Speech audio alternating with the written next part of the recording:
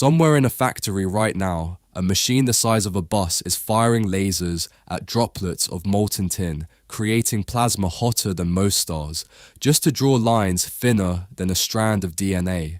And even that might not be enough, because we are reaching the end of what light can physically do, and the entire future of computing depends on what comes next. Here's the thing about making chips. For decades, the strategy was almost embarrassingly simple. Make the transistor smaller. Smaller transistor means faster switching. Faster switching means more performance. Repeat every 2 years. That's Moore's law, and for half a century it held. But physics doesn't care about your roadmap. The way we build chips is by shining light through a patterned mask onto a silicon wafer coated in a light-sensitive chemical. Wherever the light lands, the surface changes. Wash it away, and you're left with a pattern, the blueprint for your circuit. The problem? Light has a wavelength, and that wavelength sets a hard floor on how small a feature you can print. Trying to draw a 3 nanometer line with visible light is like trying to paint a portrait with a fire hose. The physics simply doesn't allow it, so the industry went to extremes. The answer was extreme ultraviolet lithography, EUV, and the machine that makes it possible is arguably the most complex object ever manufactured by human hands. It's built by a Dutch company called ASML. There is no second source, no competitor. One company, one machine, one supply chain holding up the entire global semiconductor industry. To generate EUV light at just 13.5 nanometers wavelength, the machine shoots microscopic droplets of liquid tin into a vacuum chamber and hits each one with 2 laser pulses in rapid succession. The tin vaporizes instantly into plasma at temperatures exceeding 200,000 degrees Kelvin, hotter than the surface of the sun by a factor of 40. That plasma emits EUV photons. But here's where it gets strange. These photons are so energetic that ordinary glass absorbs them instantly. Lenses are useless. Instead, the light bounces through a series of ultra-smooth mirrors, each one polished to atomic level precision, losing intensity at every bounce. By the time it reaches the wafer, a fraction of the original light remains. And yet that fraction is enough to build the most advanced chips on Earth. For a while.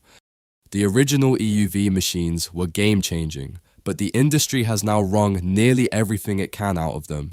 At 3 nanometers and below, even 13.5 nanometer light starts becoming a problem again. Not because of wavelength alone, but because of something called stochastic noise. At this scale, light doesn't behave like a smooth, continuous beam. It arrives as individual photons, and when you're printing features just a few nanometers wide, the difference between getting 12 photons and getting 9 in a particular spot isn't a rounding error. It's a defect, a broken wire, a dead chip. You can compensate by flooding the wafer with more light, higher dose, but that slows the machine down, and these machines cost upwards of $150,000 per day to run. Slow is expensive. Expensive is fatal. This is why ASML built the next generation, High-NA EUV. The new twin-scan EXE5 200B, which costs around $380 million per unit, uses a larger optical aperture to print features up to 1.7 times smaller than its predecessor. A potential transistor density improvement of nearly 3 times in a single exposure. Intel announced in December 2025 that it had deployed the industry's first High-NA lithography system, the twin-scan EXE5200B, with the machine passing acceptance tests and beginning development work on Intel's 14A process node.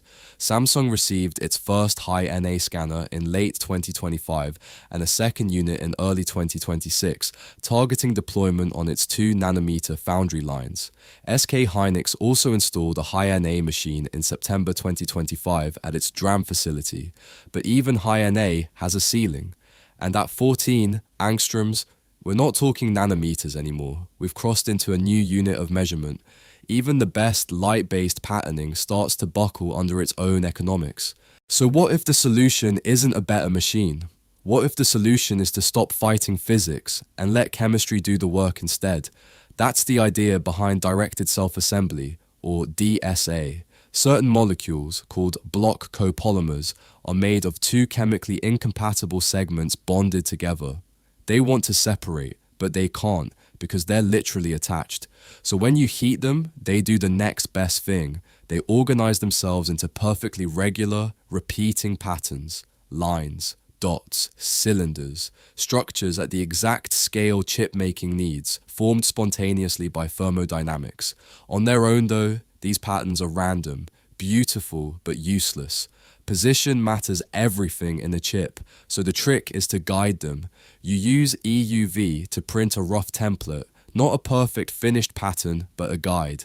Then you apply the block copolymer.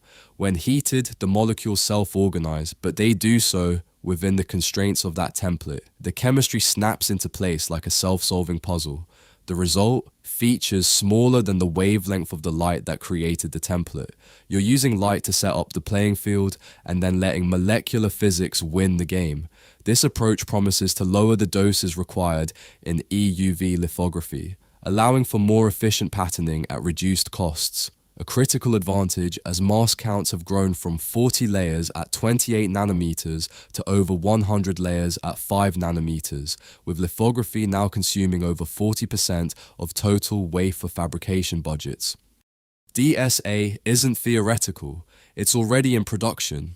Sony uses it today in manufacturing image sensors. The process works in a real factory under real production conditions, but image sensors are forgiving compared to leading-edge logic chips. Logic is where the margins are razor thin, defect tolerance is near zero, and the competitive stakes are existential. Intel's upcoming 14A process node will use High-NA EUV lithography alongside DSA, representing what the company calls an all-in moment in the high-end process race against TSMC and Samsung. Intel will be the first company, by a margin of years, to adopt High-NA EUV in high-volume manufacturing. Both TSMC and Samsung have only ordered High-NA tools for R&D purposes. Why are the others holding back? Because at the scale TSMC and Samsung operate millions of wafers per month, unpredictability is catastrophic. A new process that introduces unfamiliar failure modes across that volume isn't a risk, it's a potential disaster. Brute force EUV, even if expensive, is a known quantity. They can model it, optimize it, control it. DSA is chemistry. And chemistry at the atomic scale has a habit of surprising you. What we're watching isn't just a technology competition, it's a philosophical split in how the industry thinks about manufacturing. On one side, total control, every photon accounted for, every variable engineered. On the other, guided emergence, set the conditions, let physics resolve the rest. Except that the final structure wasn't directly drawn. It was coaxed into existence. The question is which one works at 14 angstroms, in production, at scale. If Intel's 14A delivers, it redraws the competitive map of the entire semiconductor industry.